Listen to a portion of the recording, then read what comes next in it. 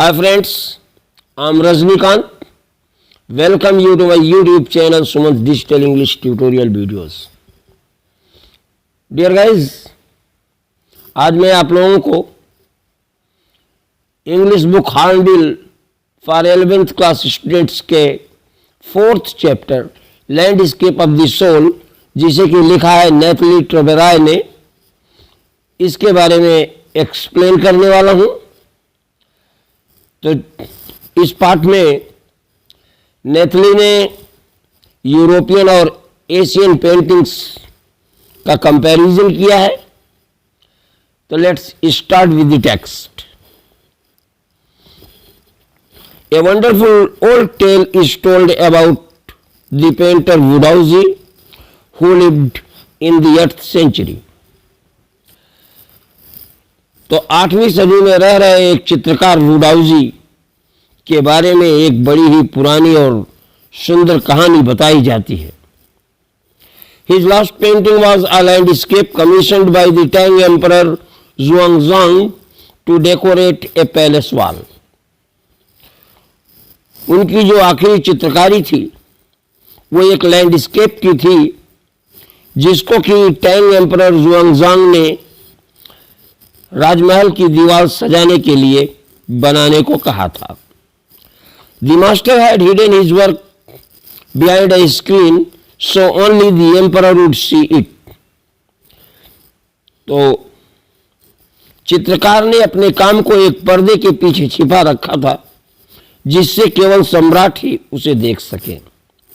For a long while the emperor admired the wonderful scene, discovering forests, high mountains, waterfalls, clouds floating in an immense sky, men on the hilly paths, birds in flight. तो काफी लंबे अरसे तक सम्राट ने सुंदर सुंदर दृश्यों की सराहना की, जंगलों की सराहना की, ऊंचे ऊंचे पर्वतों की भी सराहना की, झरनों की, विस्तृत आकाश में तैर रहे बादलों की, पर्वतीय मार्गों पर चल रहे व्यक्तियों की और उड़ रहे पक्षियों की। Look, sir, said the painter, in this cave at the foot of the mountain dwells a spirit. तो पेंटर ने कहा कि महाराज देखें, इस गुफा में जो कि उस पहाड़ी के चरण में है, एक आत्मा रहती है। The painter clapped his hands and entrance to the cave open. चित्रकार ने अपने हाथों को क्लैप किया और गुफा का एंट्रेंस जो था वो खुल गया। The inside is splendid beyond anything words can convey. Please let me show the way. तो पेंटर ने महाराज को बताया कि अंदर का दृश्य बड़ा ही शानदार है, इतना शानदार है कि उसे शब्दों में कन्वे नहीं किया जा सकता, शब्दों में संप्रेषित नहीं किया जा सकता। तो महाराज कृपा कर मुझे मार्ग दिखाने दें। The painter entered the cave, but the entrance closed behind him, and before the astonished emperor could move or utter a word, the painting had vanished from the wall.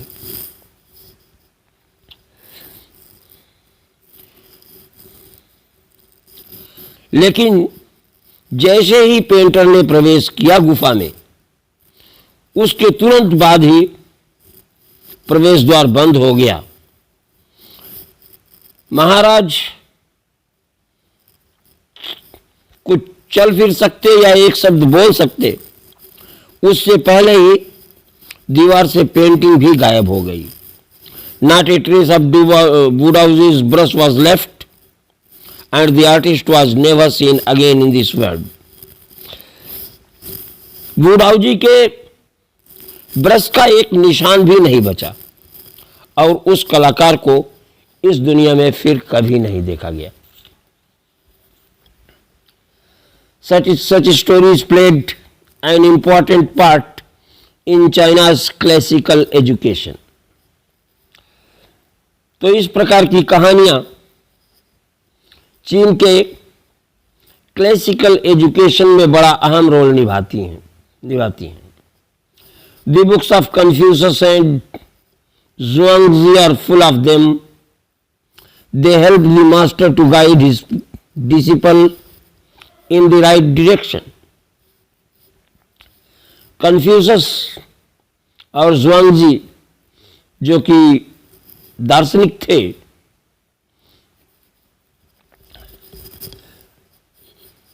उनकी किताबों में इस तरह की कहानियां भरी पड़ी हैं और वे कहानियां शिक्षकों को अपने शिष्यों को उचित दिशा में मार्गदर्शन देने में सहायक सिद्ध होती हैं।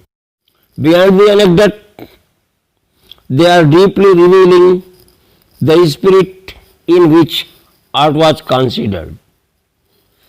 तो एक कहानी होने के अतिरिक्त वे बड़ी गहनता से उस बात का वर्णन करती हैं जिस दृष्टिकोण से कला बनाई गई होती है। Contrast this story or another famous one about a painter who didn't draw the eye of a dragon he had painted for fear it would fly out of the painting, with an old story from my native Flanders that I found most representative of the Western painting। तो नैथिली कहती हैं कि इस कहानी के विपरीत या एक दूसरी कहानी जो कि एक चित्रकार के बारे में प्रसिद्ध है, जिसने कि जो पेंटिंग उसने बनाई थी उसमें ड्रैगन की आंखें नहीं बनाई, महज इस डर से कि कहीं वो ड्रैगन उस पेंटिंग के बाहर न भाग जाए। और अगर इसके विपरीत हम तुलना करें अपने शहर फ्लैंडर्स के एक स्टोरी की, तो मैं ये पाती हूँ कि फ्लैंडर्स की स्टोरी वेस्टर्न पेंटिंग को बड़े ही सबसे अच्छे तरीके से रिप्रेजेंट करती है।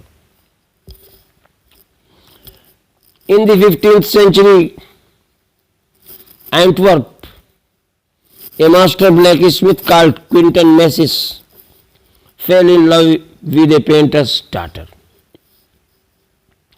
15वीं सदी में एंटवर्प, जिसे कि क्विंटन मैसिस भी कहा जाता था, वो एक ब्लैक स्मिथ थे और एक चित्रकार की पत्नी के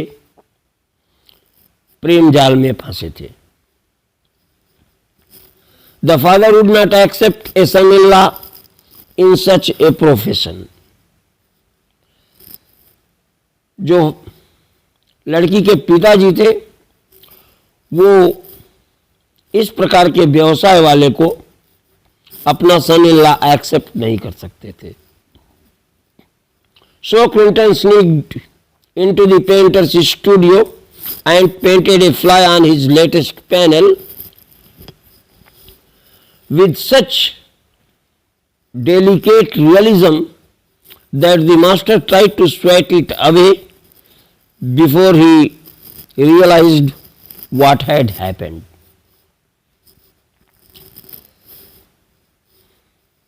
तो Quinton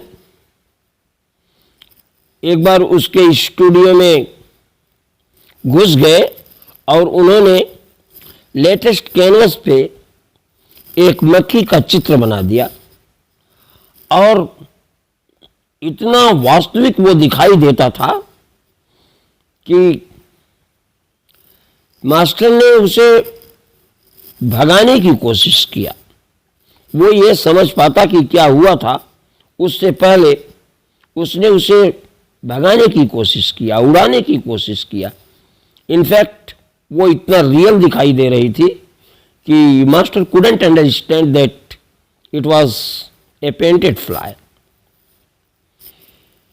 Quinton was immediately admitted as an apprentice into his studio.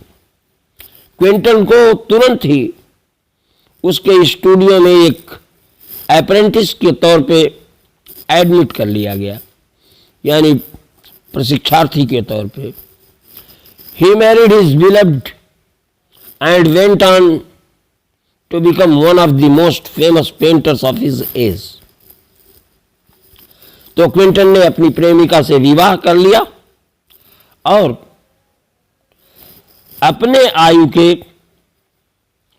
सबसे अच्छे पेंटर्स बनने की राह पर चल पड़ा.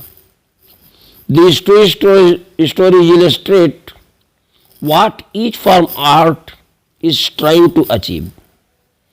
A perfect illusionistic likeness in Europe, the essence of inner life and spirit in Asia.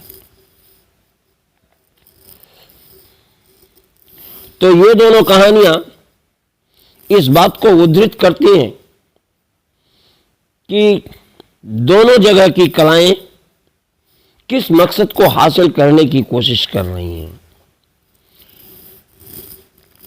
Europe में एक इल्यूजनिस्टिक लाइकनेस यूरोप की पेंटिंग्स में दिखाई देती है. भ्रमात्मक समानता, यानी किसी को भी समानता का भ्रम हो जाता है, जैसे कि उस मास्टर को हो गया, उसने एक पेंटेड फ्लाई को रियल फ्लाई समझ लिया. जबकि इनसाइड चाइनीज पेंटिंग, चाइनीज के पेंटिंग में इनर लाइफ और स्पिरिट की एसेंस पाई जाती है. तो dear guys, it was all for today. Hope you must have understood everything. By the way, if you couldn't get anything, you can ask in comment box and I shall reply. Keep watching this video from top to toe in order to learn quality English. Bye.